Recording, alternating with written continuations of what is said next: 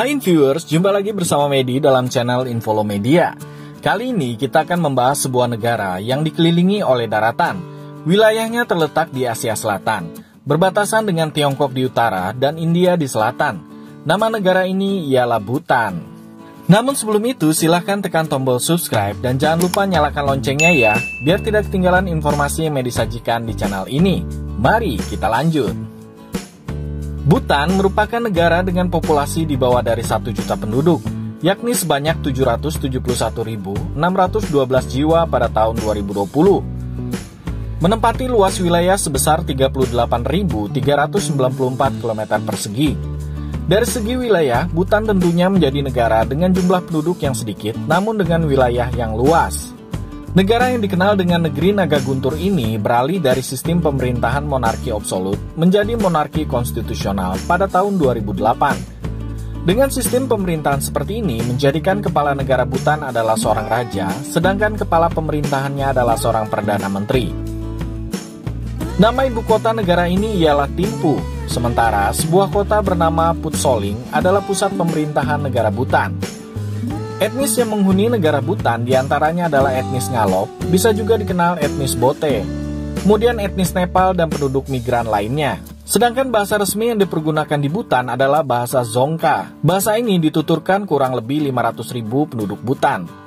Bahasa Dzongkha merupakan bahasa Sino-Tibet yang secara erat berhubungan dengan bahasa Tibet, namun secara jauh berhubungan dengan bahasa Cina. Secara etimologi diyakini penyebutan kata Bhutan berasal dari bahasa Sanskerta, yakni Bhutan, yang artinya tanah tinggi, atau dalam teori lain berarti ujung Tibet. Namun beberapa orang Bhutan menyebut negeri mereka Drukgyal, yang berarti tanah naga guntur, dan penduduknya disebut Drukpa.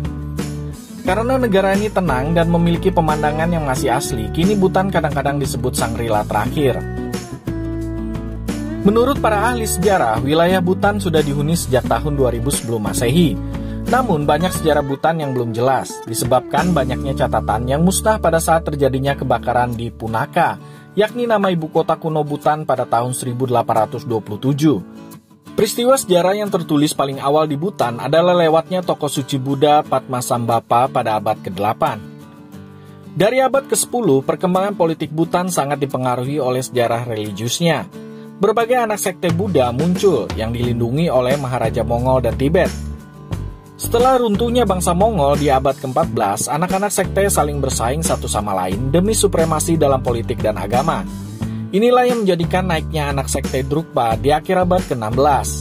Pada abad ke-17, Bhutan saling berperang hingga akhirnya dipersatukan oleh Lama Tibet yang juga merupakan pemimpin militer bernama Sabdrung Ngawang Namgyal. Ia mempertahankan negeri ini dari rongrongan yang dilakukan oleh bangsa Tibet. Setelah kematian Namgyal di tahun 1651, orang Tibet pun menyerang Bhutan, yakni pada tahun 1710 dan tahun 1730, tentunya dengan bantuan orang Mongol. Namun kedua serangan ini berhasil digagalkan.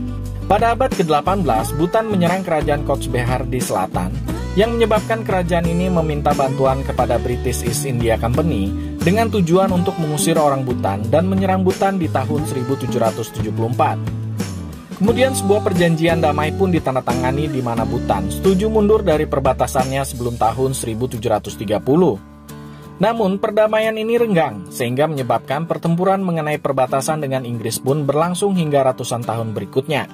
Pertempuran ini menyebabkan Perang Duar di tahun 1864 sampai tahun 1865. Setelah Bhutan kalah perang, perjanjian Sinsula ditandatangani antara India Britania dengan orang Bhutan. Perjanjian ini mengakhiri semua permusuhan antara India Britania dengan Bhutan. By the way, viewers, Bhutan merupakan negara yang sangat sulit untuk diakses. Hingga pada tahun 1974, barulah pemerintah Bhutan mulai mengizinkan untuk para turis asing masuk ke dalam negara mereka.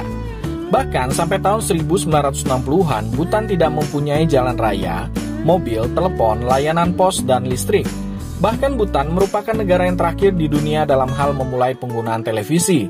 Sebab sebelum tahun 1999, negara ini melarang televisi untuk digunakan. Internet juga baru diizinkan pada tahun yang sama. Namun semua ini tentunya dengan peraturan-peraturan yang ketat dan akses yang terbatas. Pemerintah Bhutan juga merupakan negara satu-satunya di dunia yang mengukur tingkat kebahagiaan penduduknya untuk menjaga kedamaian batin masyarakat. Pada tahun 2008 dibentuklah Komite Kebahagiaan Nasional Bruto. Bahkan dalam daftar pertanyaan sensus penduduk terdapat kolom tempat menyebutkan apakah mereka puas dengan hidupnya atau tidak. Kualitas hidup ditentukan oleh keseimbangan antara keadaan finansial dengan nilai-nilai mental mereka.